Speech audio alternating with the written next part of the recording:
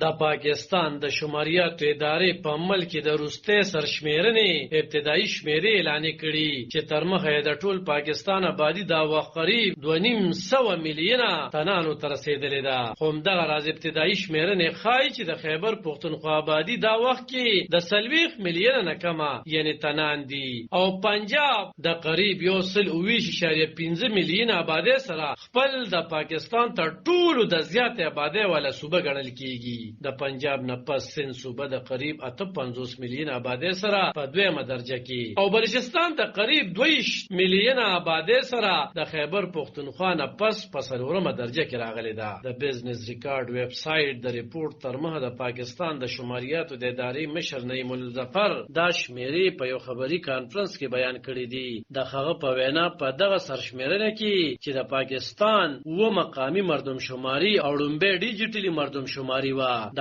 پایتخت اسلام آباد آبادی قریب 2 میلیونه او 3,80,000 ته اوچته شوې ده. د ریپورت تر مخه د شماریاتو کمشنر ویلي چې د دې نه وړاندې سرشمیرنه چې کومه شوې وه د هغې په نسبت اوس د پاکستان په ټول آبادۍ کې 9 میلیونه اضافه راغلې ده. د دې ډیجیټلي سرشمیرنې موده څه وخت مخکې غځېدلې وه چې د چارواکو په وینا د دې غځولو په نتیجه کې 10 میلیونه او 1 لکه نور وګړي هم په سرشمیرنه کې حساب کړی شول. چارواکو دا هم ویلي چې په دې ډیجیټلي سرشمیرنې باندې 40 ارب روپۍ خرچه راغلې ده. په دې سرشمیرنې باندې د مخه له خیبر پښتونخوا کې پوښتنې راولاړې شوې او سیاسي ګوندونو دا خبر اوچته کړه چې په قبایلي ضلعو کې وړاندې هم د کال 2013 په سرشمیرنه کې د بنیادي ډانچو د نشتون له کبله د دوی 1.20 لک آبادي په مشکل سره 50 لکه ښودل شوې وه او دا د قبایلي ولس سره لوی خیانت و. د شماریاتو اداره وایي چې دا ځل د ډیجیټلي سرشمیرنې په مخال یې د 2 لکه نه زیات شکایتونه اخیستي دي چې اکثره یې د سیاسي جماعتونو لخوا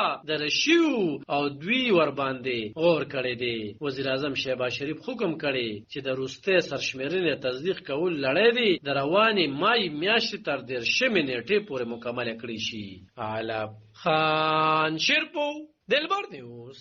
400